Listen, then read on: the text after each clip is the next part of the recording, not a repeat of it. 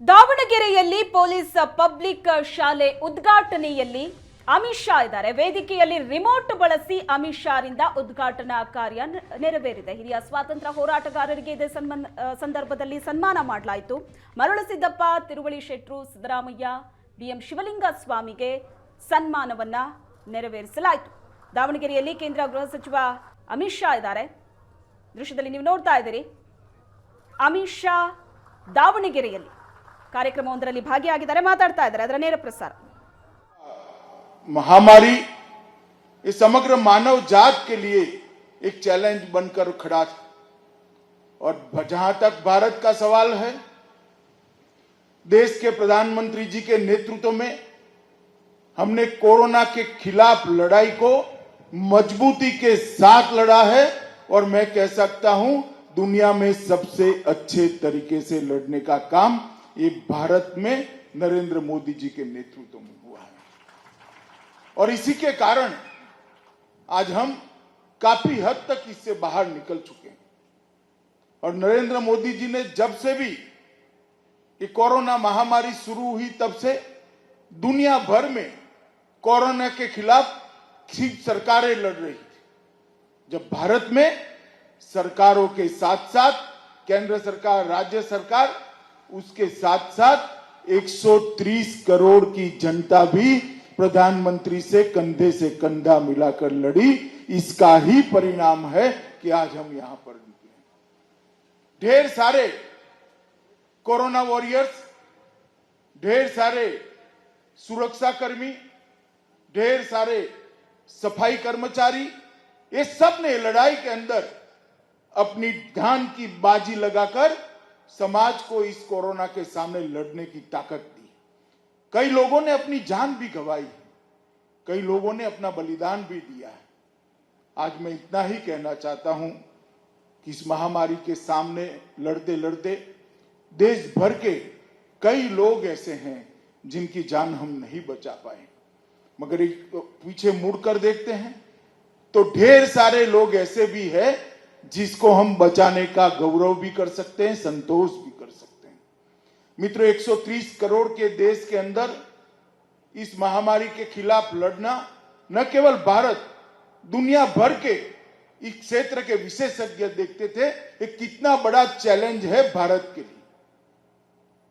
परंतु प्रधानमंत्री के नेतृत्व में हमने जब तक बंद रहा बंद का पालन किया, उसके बाद विश्व का सबसे बड़ा वैक्सीनेशन ड्राइव अगर दुनिया में कहीं चला तो हमारे भारत के अंदर चला और आज हम गर्व से कह सकते हैं कि सबसे ज्यादा वैक्सीन देने वाला देश अगर कोई है तो हमारा भारत है। और वैक्सीनेशन ड्राइव को इस सुचारू रूप से चलाया गया। अभी 2 दिन पहले ही 1,36,00,000 से ज्यादा वैक्सीन एक दिन में देने का रिकॉर्ड, भारत का ही रिकॉर्ड हमने तोड़ दिया।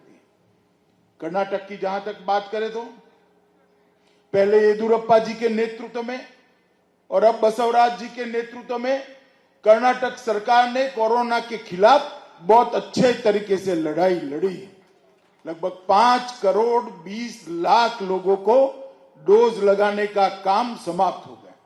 4 करोड़ लोगों को पहला डोज लगा है और 1,16,00,000 लोगों को दूसरा डोज भी लगा है। और मुझे विश्वास है सितंबर एंड तक लगभग 90% से ज्यादा लोगों को डोज लगाने का काम बसवराज बोम्बाई जी के नेतृत्व में समाप्त हो जाएगा। और ये बहुत बड़ी उपलब्धि है।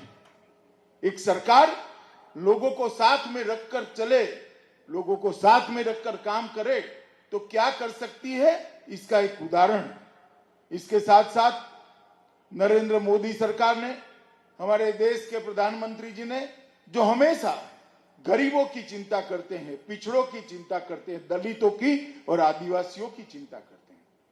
कोरोना महामारी का सबसे बड़ा अगर किसी पर बोझ पड़ा है तो गरीब पर पड़ा है। रोज का रोज कमाकर खाने वाले लोगों की रोजी रोटी बंद हो गई।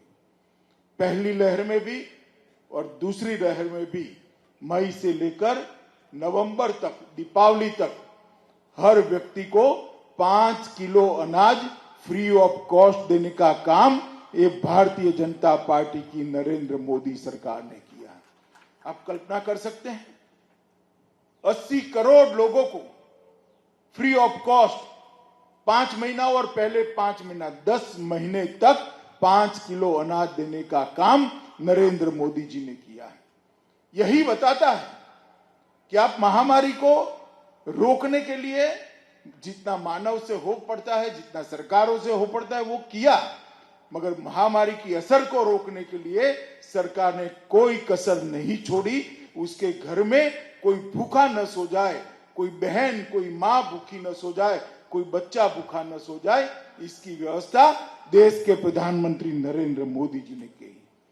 और अगर कोरोना आगे भी आता है तो इसकी तैयारी के रूप में हजारों करोड़ के पैकेज प्रधानमंत्री जी ने घोषणा कर हर राज्य, हर शहर, हर जिला, हर तहसील कोरोना के खिलाफ लड़ने के लिए तैयार हो, इस प्रकार की व्यवस्था की शुरुआत करी। दूसरी लहर में ऑक्सीजन के संकट का सामना करना पड़ा। देश भर में हजारों ऑक्सीजन प्लांट लगाने की तैयारी हो गई, लगना शुरू हो गए, काम करना भी शुरू हो गया। मैं बड़े विश्वास से कह सकता हूं कि आगे पर कोई भी महामारी आती है तो ऑक्सीजन के क्षेत्र में भारत बहुत कम समय में आत्मनिर्भर हो जाएगा। भारत को ऑक्सीजन के लिए कहीं पर भी जाने की जरूरत नहीं पड़ेगी। इस प्रकार की तैयारी ये भारतीय जनता पार्टी की सरकार ने की है। अभी अभी